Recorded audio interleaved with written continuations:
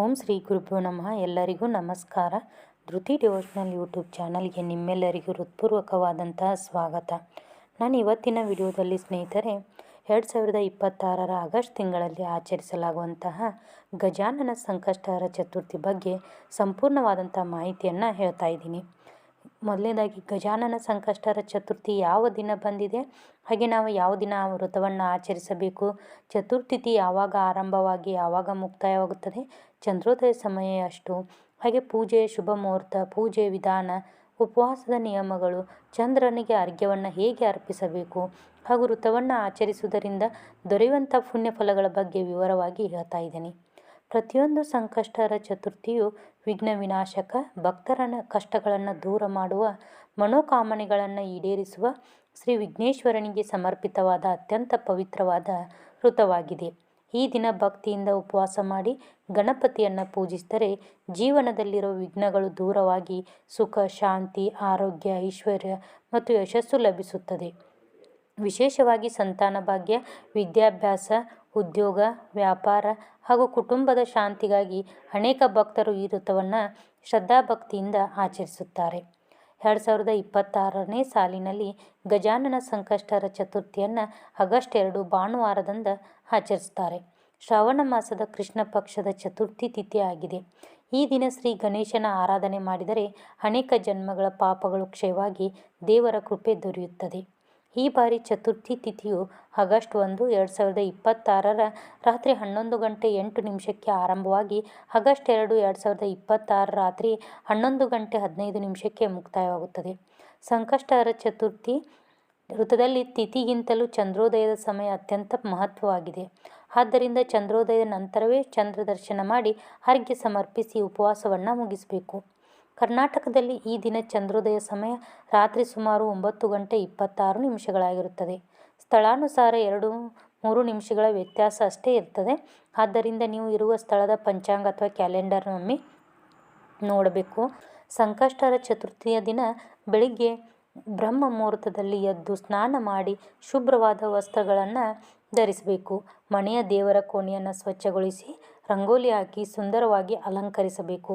ಬಳಿಕ ಶ್ರೀ ಗಣೇಶನ ವಿಗ್ರಹ ಅಥವಾ ಚಿತ್ರವನ್ನು ಪೂಜಾ ಸ್ಥಳದಲ್ಲಿ ಪ್ರತಿಷ್ಠಾಪಿಸಿ ಎರಡೂ ಕಡೆ ದೀಪ ಹಚ್ಚಬೇಕು. ನಂತರ ಕೈಯಲ್ಲಿ ನೀರನ್ನು ಹಿಡಿದು, ಇಂದು ನಾನು ಭಕ್ತಿಯಿಂದ ಗಜಾನನ ಸಂಕಷ್ಟಹರ ಚತುರ್ಥಿ ವ್ರತವನ್ನು ಆಚರಿಸುತ್ತೇನೆ. ಶ್ರೀ ಗಣೇಶನ ಕೃಪೆಯಿಂದ ನನ್ನ ಕುಟುಂಬಕ್ಕೆ ಸುಖ, ಶಾಂತಿ, ಆರೋಗ್ಯ ಹಾಗೂ ಐಶ್ವರ್ಯ ದೊರೆಯಲಿ ಅಂತ ಸಂಕಲ್ಪ ಮಾಡಬೇಕು. ನಂತರ ಗಣಪತಿಗೆ ಗಂಧ, ಕುಂಕುಮ, ಅಕ್ಷತೆ, ಹೂಗಳನ್ನು ಅರ್ಪಿಸಬೇಕು. ಸಾಧ್ಯವಾದರೆ ಪಂಚಾಮೃತ ಅಭಿಷೇಕ ಹಾಗೂ ಶುದ್ಧೋದಕ ಅಭಿಷೇಕ ಮಾಡಬೇಕು.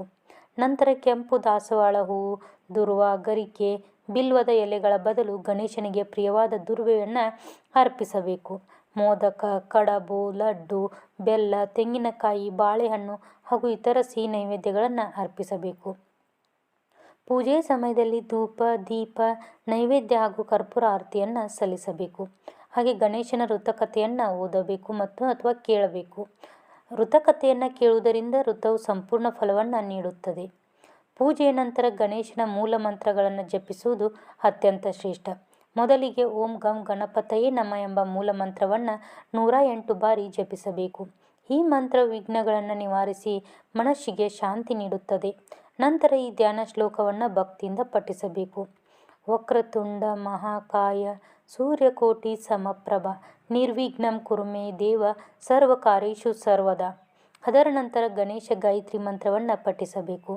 ಓಂ ಏಕದಂತಾಯ ವಿದ್ಮಹೇ ವಕ್ರತುಂಡಾಯ ಧೀಮಹಿ ತನ್ನೋ ದಂತಿ ಪ್ರಚೋದಯಾತ್. ಈ ಮಂತ್ರಗಳನ್ನು ಜಪಿಸಿದ ನಂತರ ಗಣಪತಿಗೆ ನಮಸ್ಕರಿಸಿ ಕ್ಷಮಾಪಣೆಯನ್ನು ಸಲ್ಲಿಸಬೇಕು.